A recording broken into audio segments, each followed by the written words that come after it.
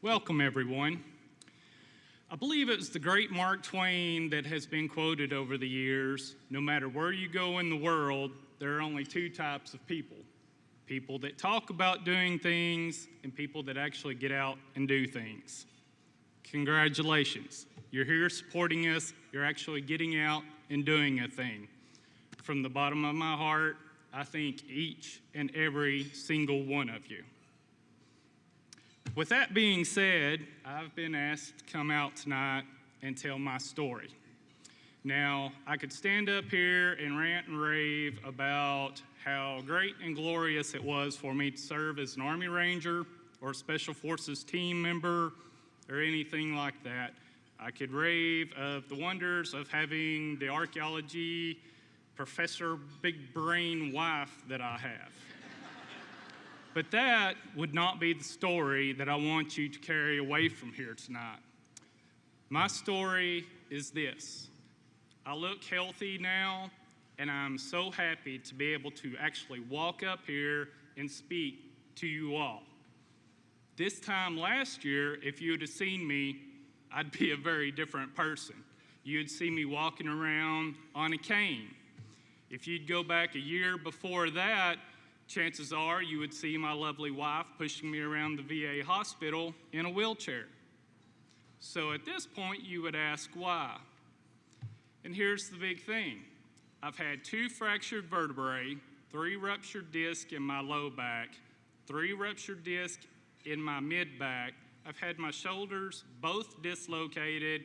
I've had knee surgery. I've had multiple procedures. I was going to the VA with all of these injuries for pain, lack of sleeping, and just general agony. So what do they do to try to help me? They take me in and have a doctor come out and talk to me for a few minutes about all the problems that I'm having. And he gives me this strange look, and he says, hold on, I'm going to have a specialist come in to make a diagnosis on you. Okay, no problem. Sat in this tiny little box of a doctor's office for 30 minutes, thinking, what could be wrong? Finally, the specialist comes in and says, Mr. Adams, I believe you have PTSD. So I've had 30 minutes to think about this, and I'd not heard this term before. I think it's some sort of cancer. The poor little farm boy education in active duty military units, you hear it as combat stress or combat fatigue. So I look at the doctor, and I'm like, so how long do I have? And he's like, well, you have as long as it takes. I'm confused at this point. He says, it's PTSD. I'm like, well, is it like a bone cancer or what? You know, is something gonna fall off or do I need chemo? I don't know. And he says, it's post-traumatic stress disorder. And he starts talking to me in this little, quiet, mousy voice. Well, having done what I'd done for a living, I've shot a rifle more than once. May have a little trouble hearing.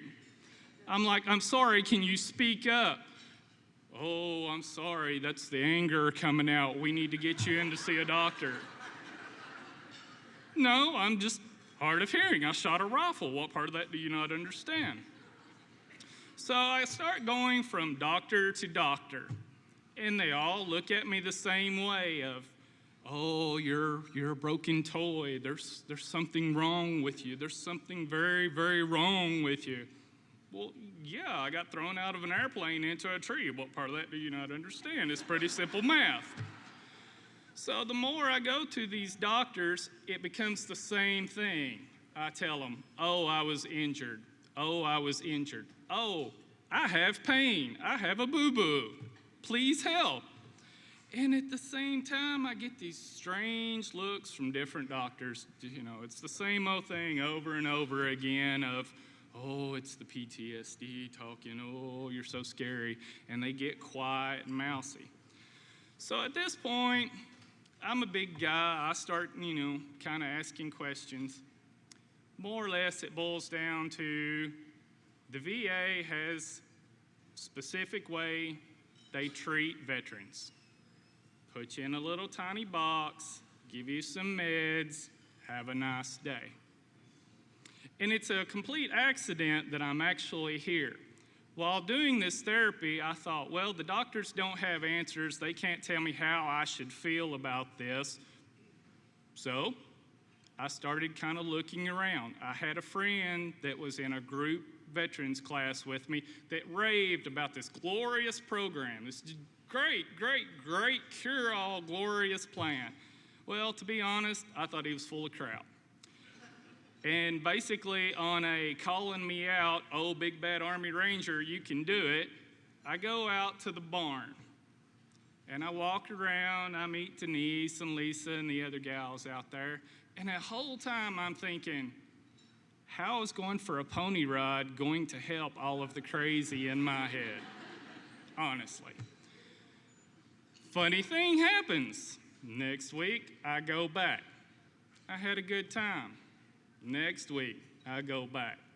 Next week, I go back. You kind of see a pattern? I keep going. Now they can't get rid of me.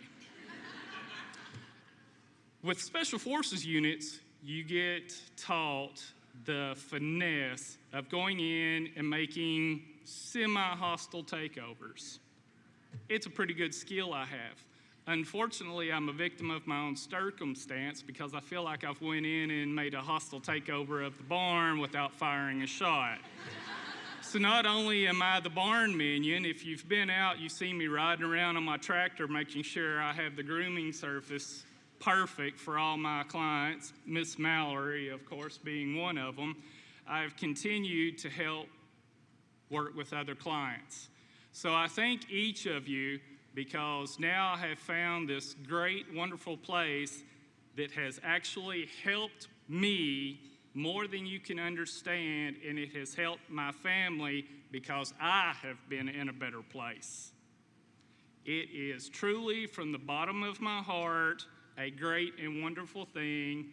As you can see, this is me up here rambling. There's no written speech. I didn't rehearse this. It's the problem with a brain injury. Every time you do something different, it's new to you again. It works out.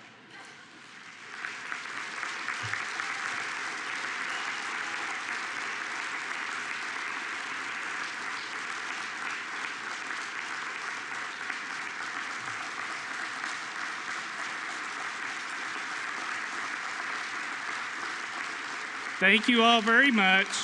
I greatly appreciate this, and the honor is mine to help other veterans and other clients. Comparing veterans is not comparing apples to oranges. We're comparing apples to apples. Some of us are sweet, some of us are sour, but we all fall from the tree, some just harder than others. I now turn it back over to Miss Pat.